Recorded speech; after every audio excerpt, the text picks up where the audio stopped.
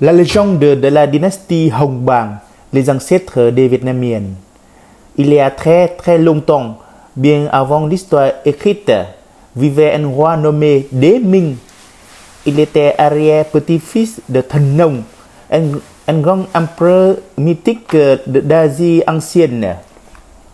Un jour, lors d'un voyage vers le sud, Đế Minh traversa les montagnes et arriva dans la région de 5 montagnes, les Ngũ Lĩnh.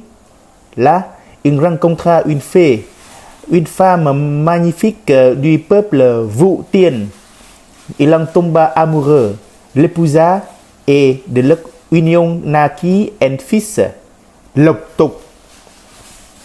Lộc Tục grandit beau, intelligent et sage. Đế Minh était si impressionné qu'il voulut lui transmettre le trône. Mais Lộc Tục refusa, préférant laisser la couronne à son demi-frère, Đế Nghi. Alors, Đế Minh prit une grande décision.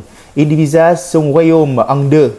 Le nord fut confié à Đế Nghi, tandis que le sud revint à Lộc Tục, qui reçut le titre de Kinh Dương Vương, roi des terres méridionales. Il fonda un royaume appelé Xích Quỷ. Deux royaumes. À cette époque, le nord et le sud de l'Asie étaient habités par des peuples cousins. Le nord, froid et sec, était très différent du sud, chaud et humide, mais grâce à cette séparation paisible entre Đế Nghi et Lộc Tục, les deux régions restèrent liées par le sang et l'histoire. Le fils de Kinh Dương Vương, Sùng Lãm, connu sous le nom de Lạc Long Quân, devint à son tour un grand roi. Il était fort, sage et possédait des pouvoirs extraordinaires. Un jour, il épousa une femme exceptionnelle, Âu Cơ, une fée venue des montagnes. La naissance des 100 enfants. De leur amour naquit un sac, pas un bébé, mais un sac contenant 100 œufs. Et de ces œufs naquirent 100 garçons, les ancêtres du peuple Việt. Mais Lạc Long Quân venant de la mer et Âu Cơ venant des montagnes savaient qu'ils ne pourraient pas vivre ensemble.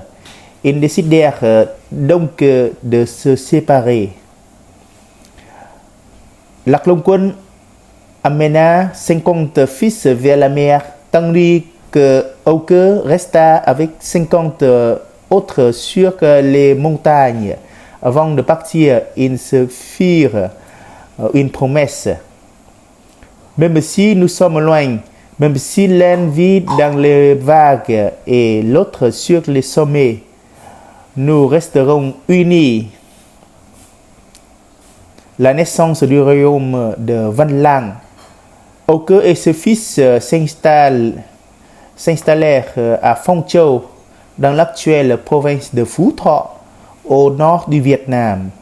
Là, ils choisirent l'aîné comme roi. Il prit le nom de Hùng Vương et fonda le royaume de Văn Lang, considéré comme le tout premier royaume vietnamien. Ce roi Hùng Vương fut le premier d'une longue lignée. Tous ses descendants portèrent le même nom de règne, formant une dynastie que l'on appela la dynastie Hồng Bàng. Ils gouvernèrent pendant des siècles en transmettant le trône de père en fils. Une légende, une identité. Cette légende, bien qu'elle parle des fées, de dragons et d'œufs magiques, n'est pas qu'un conte. Elle exprime une vérité profonde, celle d'un peuple uni par le sang, la terre et les ancêtres. Elle rappelle aux Vietnamiens d'aujourd'hui qu'ils viennent tous du même berceau, qu'ils sont frères peu importe où ils vivent.